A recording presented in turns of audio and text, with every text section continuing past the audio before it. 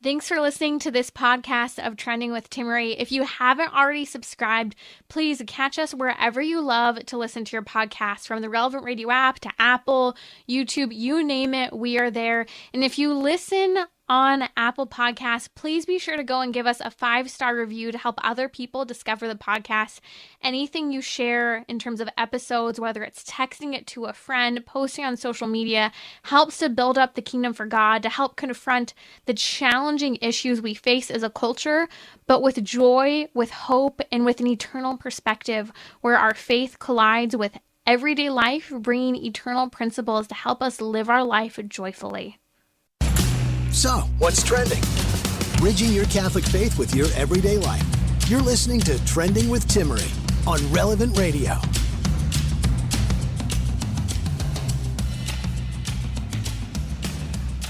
Welcome to our weekly Gentleman's Hour today on Trending. We're going to talk about fitting fitness into your life as a father, a husband, and professional, and staying active even when you're not getting a workout in.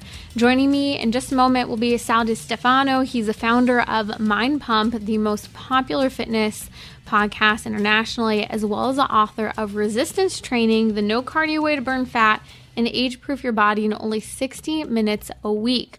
I'm also going to talk about a recent stand-up comedian who talked about abortion, and it's interesting because the stand-up went viral last week while I was away on vacation, and I am intrigued by this argument in particular being the one that people are kind of circling around and picking up as intriguing. Also talk about reality tattoo star Katie Von D, how she's ditched the occult witchcraft, goth look, and it's really interesting to see where she's going with this, especially as a family lady now. You're listening to Trending with Timmerie here on Relevant Radio. Sal Di Stefano here on Trending from Mind Pump. You got to check out his podcast and his work, especially his new book, The Resistance Training Revolution, No Cardio Ways to Burn Fat and Age-Proof Your Body in Only 60 Minutes, which sounds like a win, especially for active people. Whether you're a dad, you're a husband, a professional, trying to fit it in can be difficult. Sal, welcome back to Trending. How do you fit everything in when you have all of these things on your plate and still need to stay healthy? Yeah, that's a great question. That's actually one of the biggest challenges that fathers and parents, mothers will have, is finding the time. First off, I think it's important to understand that this is a quality of life enhancer, right? So if you exercise and you apply it properly, it's going to improve your ability to be productive. It's going to give you more energy. It's going to improve the quality of your life. What you don't want to do is you don't want to exercise so much or become so fanatical about it that actually reduces the quality of life.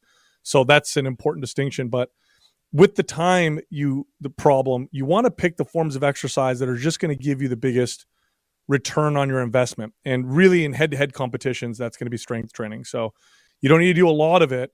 Even if you just did, 15 to 20 minutes a day of basic strength training, you'll see improvements in strength, building muscle. You'll get a faster metabolism and get some hormone balancing effects.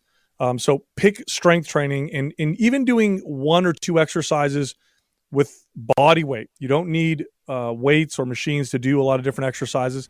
You could do a standing squat or a push-up. I recommend this to people who just have a new baby. I'll say, hey, if you get 10 minutes, do 1 or 2 sets of an exercise. And if you did that several times a day, you actually get a decent cumulative workout. But you don't need to do a lot. 2 or 3 days a week of traditional strength training will give most people everything they're looking for out of an exercise routine. And I love your practice where you talk about just 60 minutes a week. What does that look like? Your book centers around a 60-minute a week workout. In essence, what would that look like, especially for a busy individual, especially dads and husbands today? Right. Well, that would be 2 30-minute workouts. And in a 30-minute workout, most people could perform 3 sets of 3 exercises. And you want to pick exercises that are going to give you, again, like I said earlier, the biggest bang for your buck, the ones that are going to give you the most return. So if you go to the gym and you're like, I got 30 minutes, a good example would be I'm going to do 3 sets of barbell squats, 3 sets of bench press, and 3 sets of rows. And 30 minutes is up. You just did 9 sets of very, very effective exercises, and then you're done. And then the next time you go in, you pick 3 other very effective, what I call gross motor movement or compound exercises. So that would be like maybe a lunge or a deadlift or an overhead press or a push-up or a pull-up or dips, for example. These are all very effective exercises that just give you a big return for the time spent doing them. But really, like I said, 2 kind of full body workouts where you're doing 3 exercises, a few sets each. You can keep the repetitions anywhere between 10 to 15. You want a moderate to high intensity. And that's pretty much it. And really, of course, in that 30-minute period, you're not burning a ton of calories, but that's not what's important. What you're doing is you're sending the signal for your body to adapt in a favorable way. And that adaptation looks like more strength, more muscle, and the side effect of which is a faster metabolism, which makes getting lean easier because now you can eat more and your body will burn it off. I love that you mentioned, you can even do it at home without weights, just using your own body weight or even, minimal equipment at home. Or if you're someone who needs to go to the gym in order to get your fitness in, that can be the way you do it too. But as you say, 2 30-minute workouts a week, that's something that everyone can do. And I know there's so many obstacles that people throw out there. It's just a matter of whether or not you're going to make it a priority to, like you said, Sal, see it as a quality of life enhancer. It's a part of, what we would refer to as your vocation, as a husband, as a father, and as your ability to provide professionally. You need that energy, you need that mental focus, and these short workouts throughout the week can make a huge difference for that. They do. They make a very big difference. And I want to kind of, I want to smash the myth that you have to do lots of intense, crazy hard workouts to really reap any benefits from exercise. That's totally false. Exercise gets your body, if done properly, gets your body to change in a favorable way because it's sending a signal to your body. And you can go quite far with 2 30-minute workouts with, like I said, a very effective workout routine. Effective not meaning the hardest, by the way. The hardest workout program doesn't mean it's the most effective. The most effective is the one that gets your body to move in the right direction. And strength training does that. And I've trained lots of people, and I've gotten very far with them 2 days a week. And usually what happens, and I'll be quite honest, if you're consistent twice a week and you get great results and you feel it and you start to say, wow, this is something I really want to do, typically people end up finding another day in the week where they want to do a little bit more. But just start out with 2 days a week and see how that goes. And as far as working out at home is concerned, you can even invest in a pair of suspension trainers, which you could hook at the top of your door. They have really nice attachments. And you could do lots of different exercises with a suspension trainer, and it requires no other equipment and very, very little space. So there's a lot of different ways to do this. Now, what about men who are maybe trying to build up a little bit of equipment at home? You mentioned a suspension trainer. If someone's looking for a certain weight level to pick up, where would you start and where would you build up to later on if you were swapping out sets? Well, a suspension trainer... Yeah. So a suspension trainer lets you go far, and there's so much variety and so many different movements, and I can scale that quite a bit. So I can make an exercise effective for a beginner, and I can make it also very effective for someone who's advanced. So that's easy. But if you have a space that you would like to make your workout space, and you want to get exercise equipment that's relatively inexpensive but also very effective, there's nothing that's going to beat a pair of adjustable dumbbells, a barbell, an adjustable bench, and then a rack that you can put the barbell on. I mean, that alone, and you basically have everything you need to go from beginner to very advanced. I mean, to this day, I've been training my body for decades, and I've trained clients for decades, but I still primarily work out with just that myself. And when I had a wellness studio that I owned for about 15 years and did quite well doing it. And that's all I used to train my clients. And I could train you. There's a literally probably 5,000 exercises you could pick from with just that little bit of equipment. But even if that's too much for you, a pair of suspension trainers, and if you want to add anything to that, some resistance bands, and you're okay.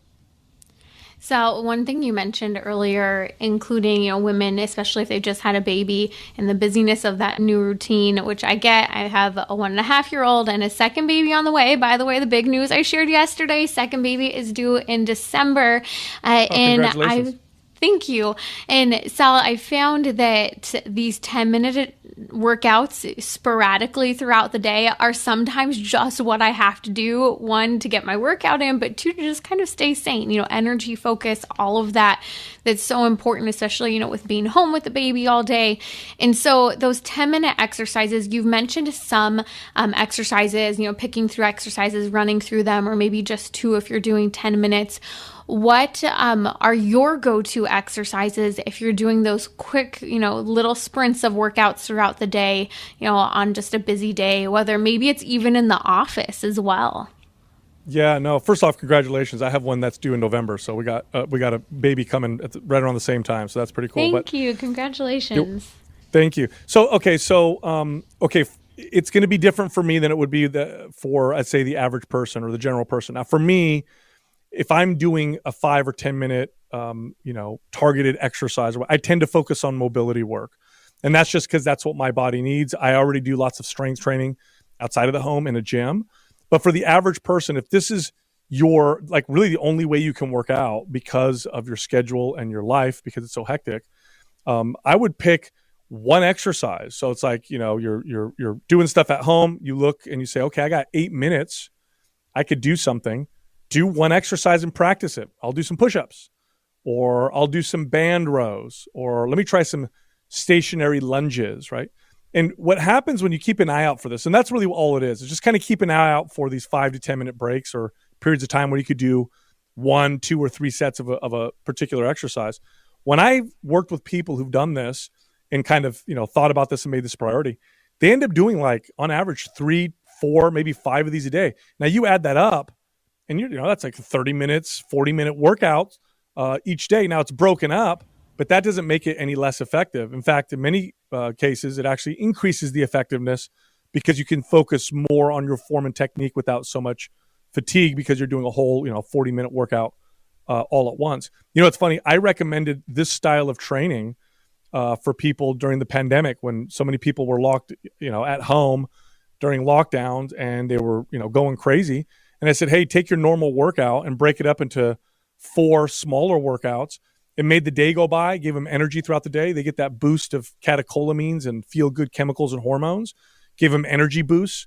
It also made the day pass by. So it's an effective way to train for lots of different reasons, not just if you're limited on time.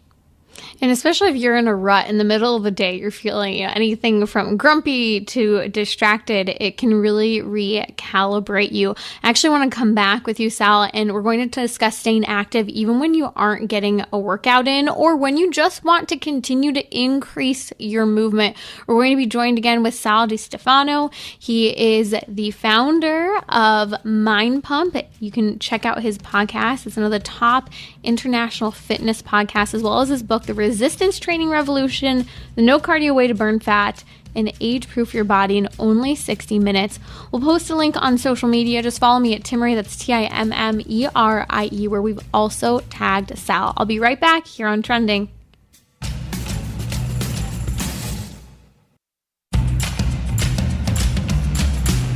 So, what's trending? Bridging your Catholic faith with your everyday life. You're listening to Trending with Timmerie on Relevant Radio and the Relevant Radio app.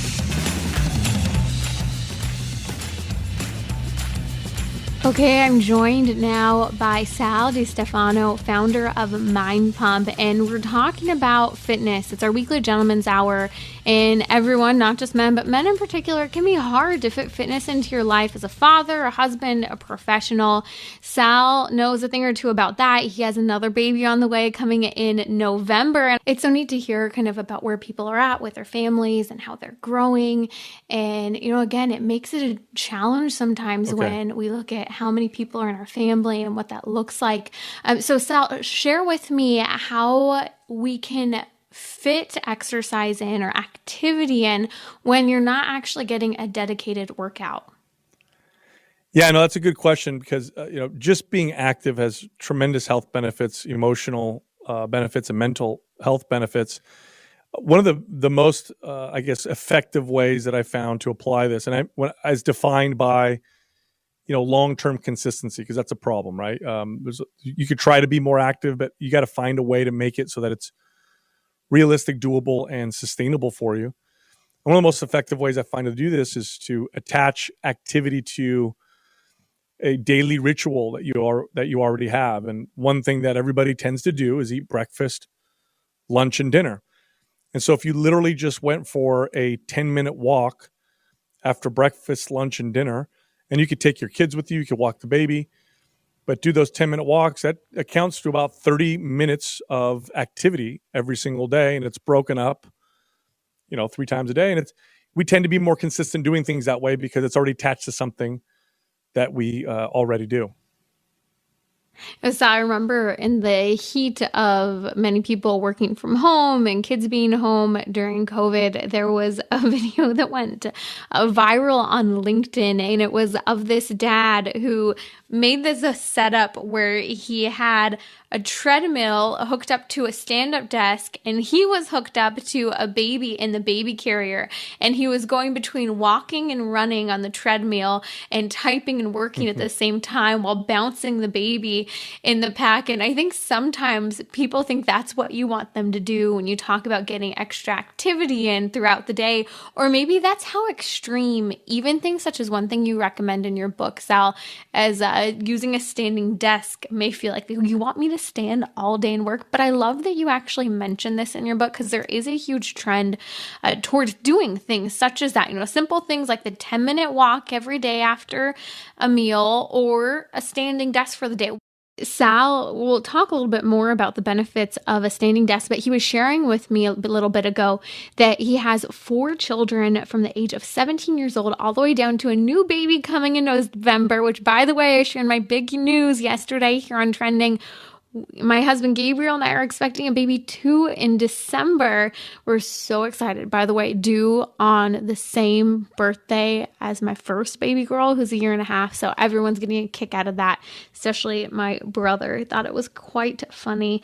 But listen, I love this part in Sal's book. Sal, you talk about in your book, Resistance Training, how important it is to get those simple movements in. And I know I have experienced this in particular. I love being active. I'm a very active person. And even things such as, sitting for a long period of time with work, we'll talk about the standing desk more in a second, to things such as, taking the stairs instead of an elevator. In fact, there was a building that I used to work in every week, and we would work on the 8th floor, and I would take the stairs every single time. Let me tell you, sometimes it was killer. In fact, Father Tim Grumbach and I would take the stairs together because we were working on a project in Orange County. And so I remember there would be days, because he's like this mountain bike rider, and he would be riding his mountain bike and be all fit. And boy, if I did not exercise for a couple days, I would be dying making my way up those 7 to 8 flights of stairs. I always joked I was so glad that I never had to go up those while I was pregnant, but sometimes we would run them. And it's so silly, how eager we are to dismiss things when we think it sounds extreme to us, such as taking the stairs for 7 or 8 flights instead of an elevator. Trust me, there are days where I'd probably say that sounds absolutely awful. In fact, right now, especially being about 19 weeks pregnant, probably wouldn't necessarily be my choice unless I knew I could go at a slow pace and someone wouldn't be annoyed with me along the way. But these things really do make a difference. Taking a flight of stairs, maybe it's 2 or 3, maybe it's 7 or 8, when you're at work, can really help to elevate mood, energy. Again, Sal was mentioning these hormones and chemicals that kick in from exercise, those happy endorphins that make you happy, serotonin that gives you a sense of serenity, dopamine that gives you a sense of pleasure. All of those kick in and help to boost your mood, increase focus, help you in, social or professional circumstances that might be uncomfortable or off-putting or frustrating, whatever it might be. And so, again, stairs instead of an elevator, even if it's just a flight, taking, as he said, a 10-minute walk after breakfast, lunch, and dinner, or maybe at least after 1 or 2. That's something that can be done. I try to go on 1 to 2 walks a day with my baby girl. She loves to go and visit the cows and the pigs that are down the road. In fact, it'll be randomly in the middle of the day, and she'll just start saying, pig, pig, pig, pig. Walk, Piggy, and she's trying to persuade me to take her on a walk. And, I can't always make it that full length of time multiple times a day, but you can still go on short walks. After you eat, you're just walking around the yard for 5 or 10 minutes. It makes a big difference. But I want to come back to the standing desks with Sal Di Stefano. Again, he's the founder of the most popular fitness podcast internationally, Mind Pump, and the author of the book, The Resistance Training Revolution, No Cardio Way to Burn Fat and Age-Proof Your Body in Only 60 Minutes. So I was asking about the benefits of a standing desk and why you recommend these as a way to get simple activity in, even if maybe you're not always getting a workout in. Well, there's 2 reasons why I recommend a standing desk. That's a great example. One is it's convenient. In other words, if you're going to sit at a desk, you could still stand at a desk. So it's not asking you to change your routine too much. Now, the other reason are the physical benefits. When we're standing, we tend to shift our weight from side to side. It requires a little bit more stability. Studies will show that it's healthier for us to stand versus sitting. And it's really just a small thing that you can do that makes a big difference. And mainly it makes a big difference, not because standing is this really crazy, awesome workout or anything like that, but rather look at all the time that we spend sitting at our desks, right? So if you just traded that for standing and the fact that we tend to be at our desks for, 6, 8, maybe 10 hours a day, 5 days a week, that's a lot of time that we're going to be at our desk. And if you stand versus sit, those little differences, the small difference between standing and sitting adds up to quite a bit because we do it so often and so much.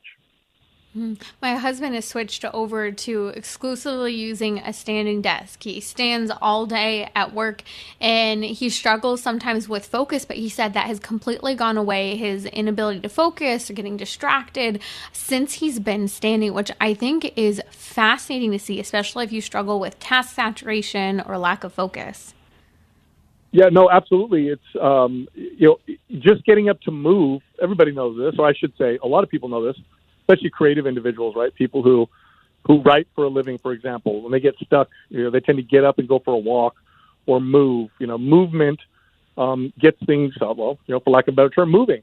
And studies will show that it makes a difference in our cognitive ability, our ability to pay attention.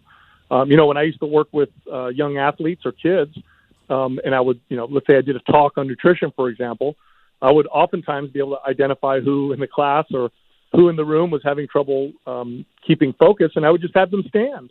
And it would make all the difference in the world. So it's a small thing, doesn't really take much more effort than you're currently doing, but it makes a big difference, again, because you add up the cumulative time that you're sitting. Well, if you switch that to standing, that makes a big difference. And this goes for a lot of small things that we do throughout the day. If you park on the other end of the parking lot versus right next to your business or, your place of work, you add up those extra, 50 steps or 100 steps, and you add that up 2 or 3 times a day for the next, 2 years, it makes a big difference. And if you look at things like weight gain and weight loss, it tends to happen incrementally. People will gain 20 pounds over the course of 2 years. Well, that could be the difference between, 100 extra steps a day, for example. It's interesting. There's a huge trend, Sal, where people are talking a lot about fascia today, fascial treatment. That's the connective tissue that basically holds everything together in the body. And people talk about how stress can build up in the fascial tissue.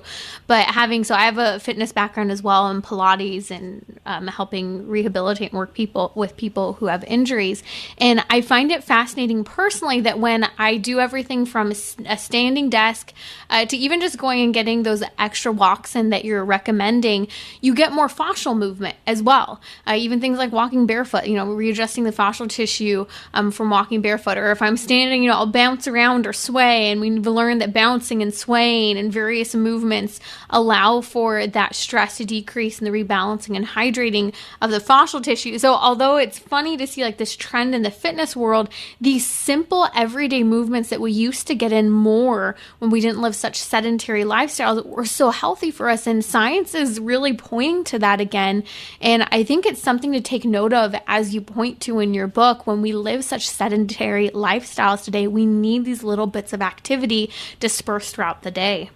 Yeah, they make the biggest difference. Look, it's no different than your relationship with your spouse, right? You could go on, great, once a year vacation, but that's not going to matter nearly as much as how you greet each other every single morning or every day when you come home from work. It's those little daily things that add up to a lot of time. The same is true for when you're talking about the health benefits of just being active. It's these small little bits of activities, these little differences, these little changes that make a huge difference. And they sound silly at first because you're like, well, I'm not sweating. I'm not sore. It's not a crazy workout. But if you add it up, it makes a big difference. Like literally, I'm going to use the bathroom on the second floor. So now I have to go up the stairs every single time, or I'm going to park further in the parking lot, or I'm going to stand at my desk. They sound like small things, but when you do them consistently daily, they add up and they make a very, very big difference. So I don't want to, this can't be understated. It's not like I'm giving you an option because, this is what you should do because you're a total beginner. This is something that advanced people should do because it makes that big of a difference when it comes to health. And I think of it from a perspective because here we are in Catholic radio and it's building virtue. It's building discipline, having the discipline to not just sit all day, having the discipline to park further away and walk further. It's maybe a 20 or 30 second further walk, but those really simple things build discipline that also help in contributing to the discipline to choose to exercise every day. Sal, I love your book, everything from the practical to the very fruitful and helpful dieting, food, all of it combined in your book, The Resistance Training Revolution, the no cardio way to burn fat and age-proof your body in only 60 minutes a week. We post a link on social media to that as well as in the podcast notes. You have to check out his international podcast, the Top Fitness podcast, Mind Pump. We've posted a link to that as well on social media at Sal Di Stefano. Check him out. We've tagged him on social media. Just follow me at Timmerie, Timmerie, to catch Sal. I'll be right back in just a moment. We're going to talk about comedian Bill Burr's recent stand-up routine talking about abortion that went viral, as well as the reality star and tattoo artist Kat Von D, who's ditched the occult from witchcraft, goth look, and more, and why she's done it. This is really fascinating, so stay with me.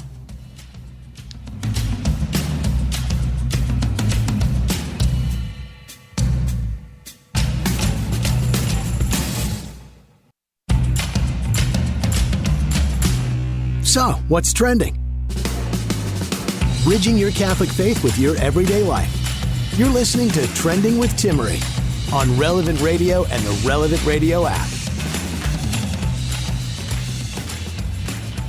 So I came back from vacation to discover a viral pro-life conversation happening, really more so on the pro-life side, and some triggered pro-abortion individuals, to comedian Bill Burr's recent stand-up routine where he actually talks about abortion.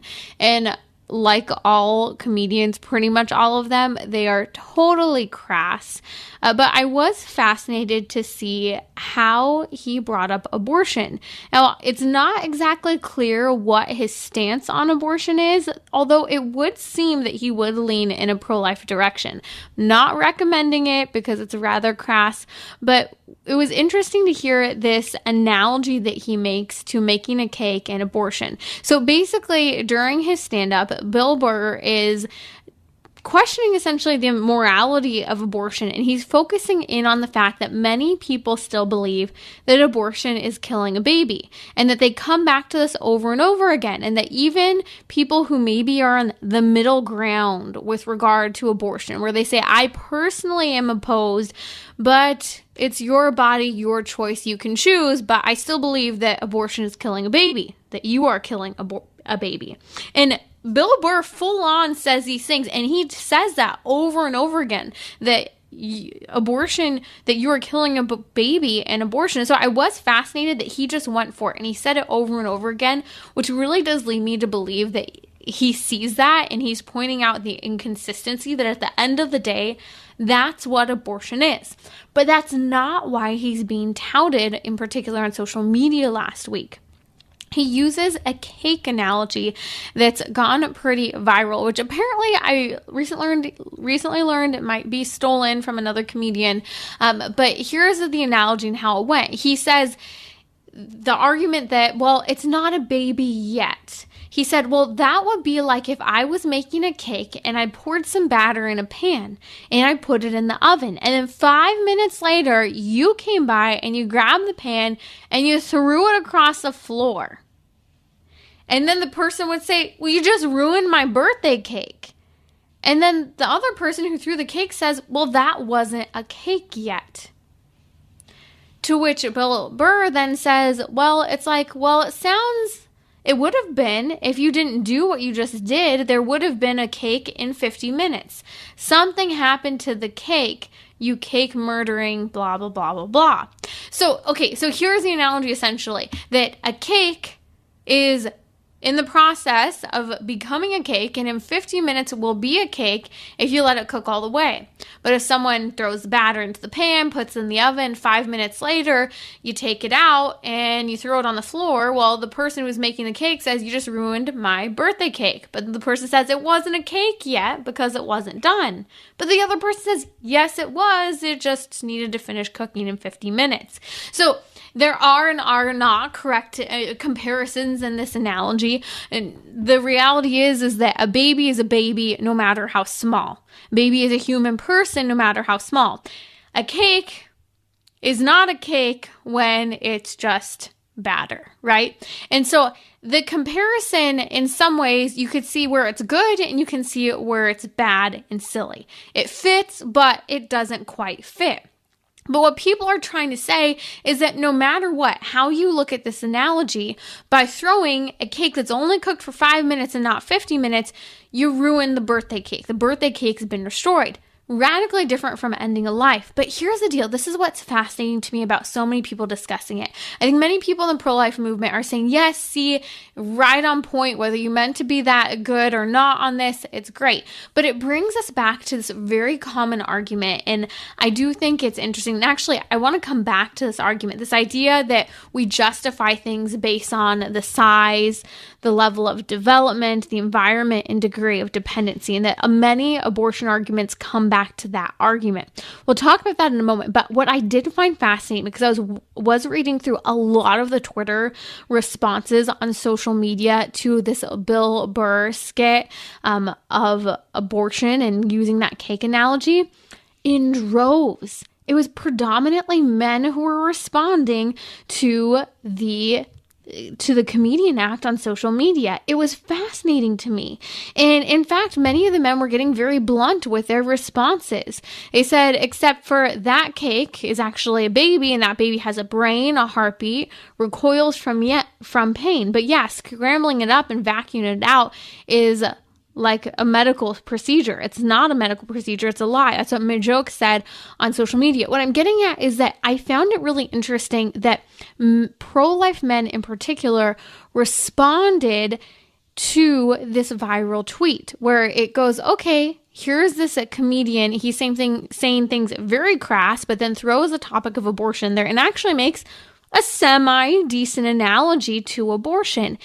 What it says is that I think it's interesting to me that while abortion is never funny, I've been aghast at the number of times people think it's okay to make abortion jokes, especially when they think it's okay to make abortion jokes knowing that I'm very pro-life. I just think it's crass and not appropriate, just like making a joke, or anyone who is laughing at this whole skit, you could argue is probably not appropriate. However, what we can say about this is that humor and comedy do have a way of telling profound truths. I'm not saying we should make jokes about abortion, but what I am saying is that we can be creative in the way we talk about the pro-life issue. We can, acknowledge that he made a good argument essentially for life, even if we didn't like exactly how it was delivered and the crassness and that people laughed at it. The reality is that it went trending on Twitter and he was actually willing to go there. And I do believe, based on Bill Burr's comments, comedian Bill Burr's comments before and after the cake analogy, he does seem to be holding to a pro-life position, just showing how obvious it is that abortion's killing a baby. But what I want to come to in this cake analogy that he uses is that For some reason, we justify things with regard to abortion. And just like in the cake analogy where the person justified destroying the cake because it wasn't a cake yet, because it had only been cooking for 5 minutes, so they thought it was okay to just throw the cake on the ground. Well, we tend to make similar arguments with regard to abortion. People will argue, well, it's not a baby yet, or it's not that developed, or the baby's really small, or the baby's in an environment that's dependent on a woman and the woman should really have a choice.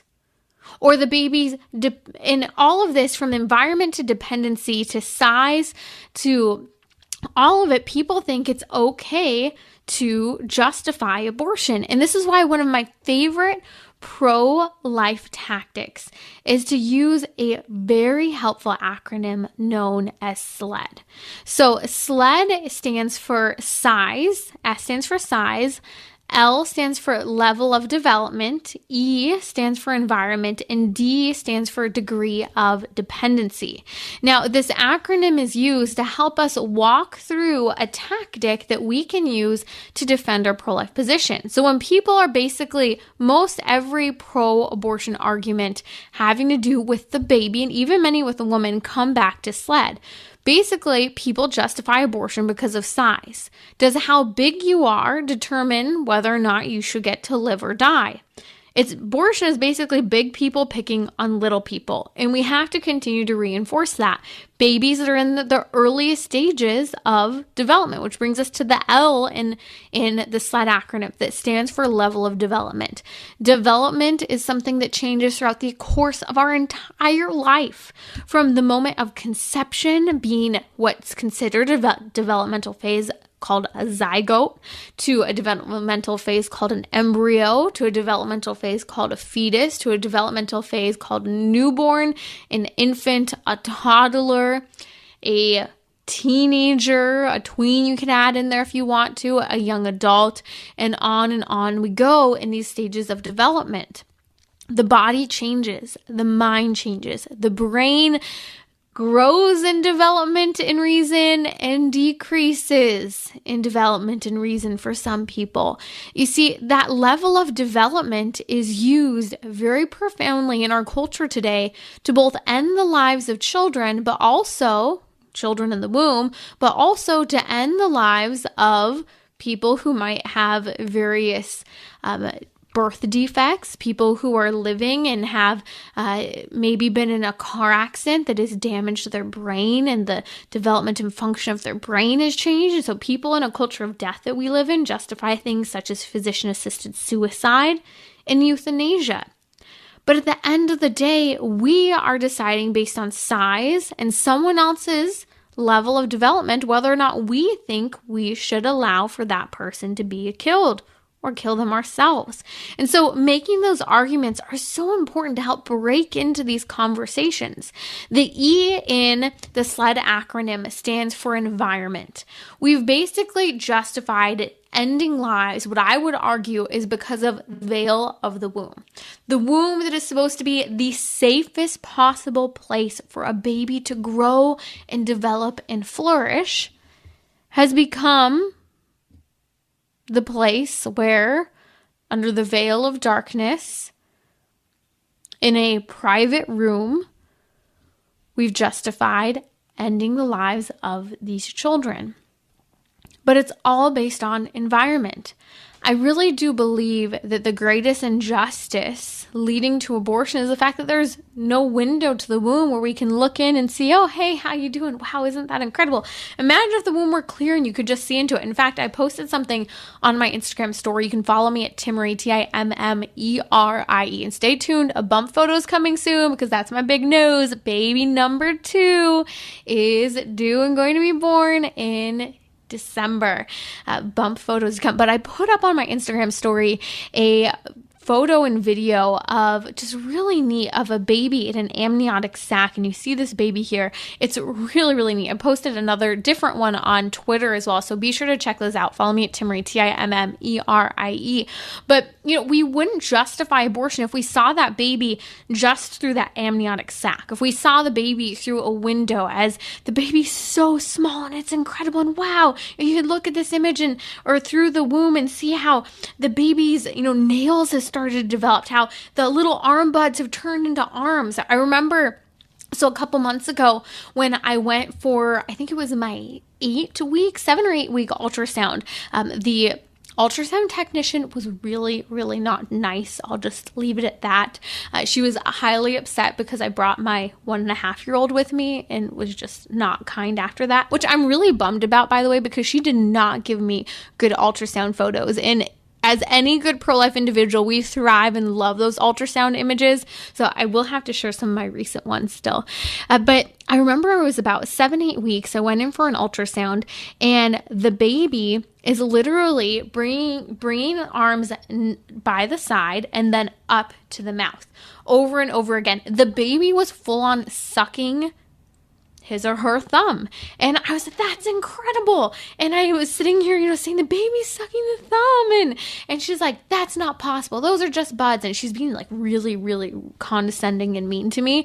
And so then I get back, I'm like, I'm pretty sure that a baby can suck his or her thumb at this age. Sure enough, I check. And yes, that's something that can occur at that stage of development. And I was didn't need to confirm with my Google search. I literally could see the baby's jaw moving up and down, sucking the thumb and moving the hand out of the mouth and into the mouth. It was pretty incredible. Why do I bring that up? Because in this SLED analogy, that E for environment is very, very profound, because what it shows is that because we do not see these minute little details, the mystery in how incredible human life is in the womb, unless you go for frequent ultrasounds, you don't see it. You don't get that. I remember some years ago, I was at a bioethics conference. I think this was when I was in high school, and this Australian researcher comes out and he shows a video, and the video is an ultrasound, and this baby is literally jumping inside the womb as if he was bouncing on a trampoline, jumping back and forth, dancing around, practically doing backflips in the womb. It was incredible. You know what the physician then went on to say?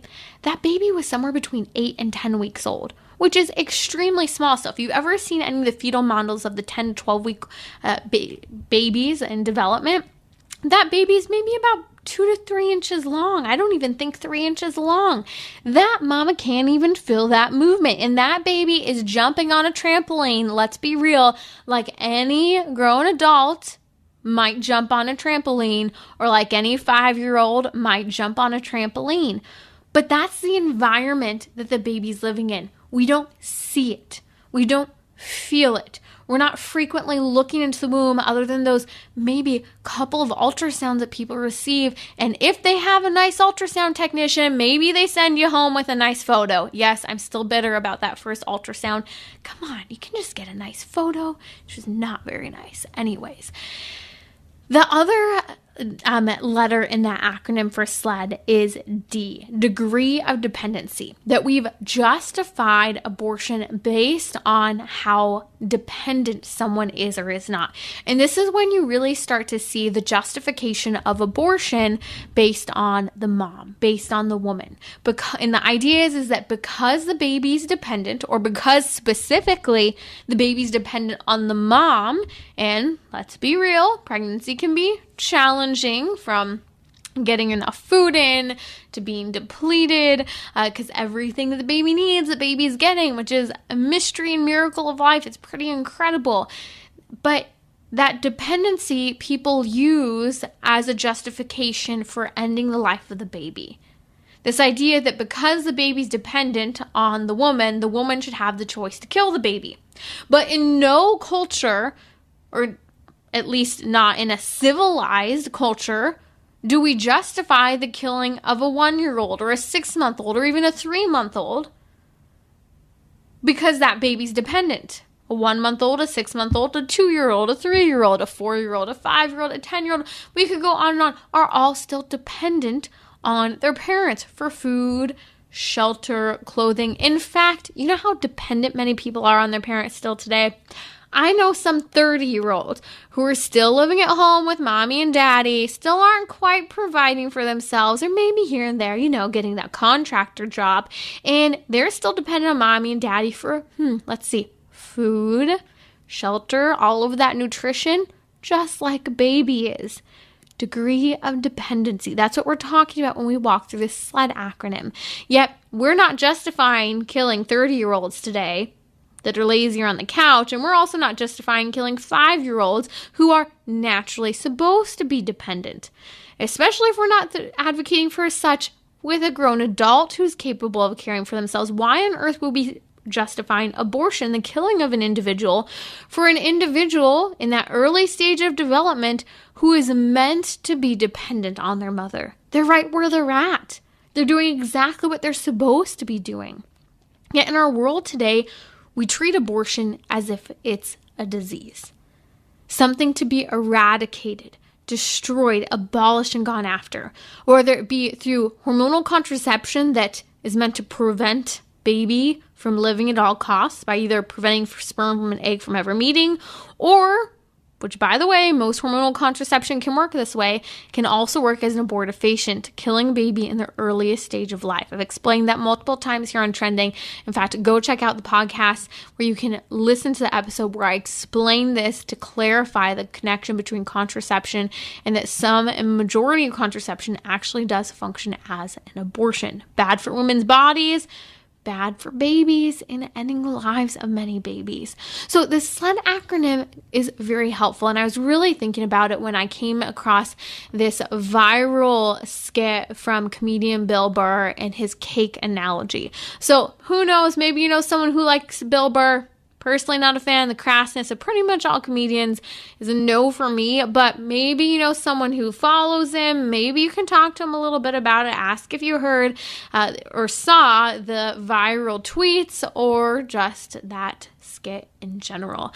You're listening to Trending with Timmerie here on Relevant Radio. Okay, reality star and tattoo artist Kat Von D has ditched the occult, witchcraft, goth look, and macabre, which I find absolutely fascinating. So if you know a little bit about Kat Von D, again, she's a reality star tattoo artist. She actually even had her own beauty line, including everything from things such as wallets to makeup. And if you followed or even her line that she had, a lot of her content had very creepy themed branding, such as tarot cards, themes of witchcraft. She even had a coffin-shaped, I think, wallet it was, and a lot of the names came from things in the occult. So what happened?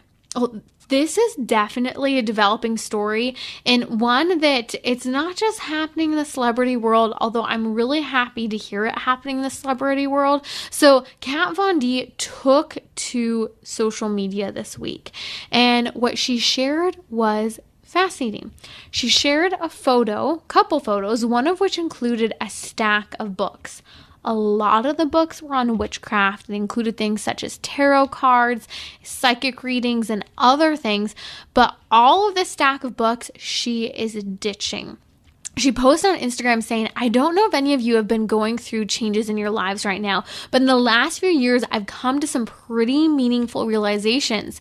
Many of them revolving around the fact that I got a lot of things wrong in my past. She said, today I went through my entire library and threw out books that just don't align with who I am and who I want to be. She said, I've always found beauty in the macabre, but at this point, I just had to ask myself, what is my relationship with this content? So fascination with like the dead bodies, witchcraft, occult, tarot, all of that. She said, the truth is, I just don't want to invite any of these things into our family's lives, even if it comes disguised in beautiful covers collecting dust on my shelves. Wow. Okay, she then goes on to say, right now, it's never been more clear to me that there is a spiritual battle taking place, and I want to surround myself and my family with love and light. Okay, if you know anything about the occult, she's still throwing out there the love and light comments, which are very new agey. She clearly has a ways to go. And I'm sure there are plenty of books from her library that still need to go. But this woman is literally throwing out her witchcraft books. She is throwing out her tarot cards. She's throwing out all of these creepy psychic, witchcraft, occult things from her library, or at least starting. We need to pray for her. Kat Von D is a voice that many people follow. She has a huge social media following from her love for everything from fashion to, yes, some of the creepy stuff, to the makeup, to being a tattoo artist, a reality star. The fact that reality star is saying she's ditching the occult is profound. The fact that she recognizes there's a spiritual battle taking place, and one in which she does not want her kids exposed to this type of content, is important. You see, social media is being flooded right now with people who are former psychics, with people who are all kinds of into witchcraft. And they're telling their stories about how they found true light and true love in our Lord Jesus Christ. One ex-psychic, Jen Hofecker, said psychic mediumship is not from God. It's not okay, and it doesn't matter the level of accuracy in the readings. I want to talk about this more soon on Trending, because this occult practice and the turning to Christ is so important for us to hear. I was just talking to a friend who shared the happy news that she's pregnant after 4 years of struggling with fertility and not able to have a child. This is Timmerie from Trending with Timmerie. My friend shared with me is that all she did was change her diet, and for the first time in 4 years, she was able to conceive a baby. I'm going to share with you a little bit about this trend. It's happening in pop culture as well as in our daily lives. So join me for our weekly marriage hour, Thursday, 6 p.m. Central on Relevant Radio or the Relevant Radio app.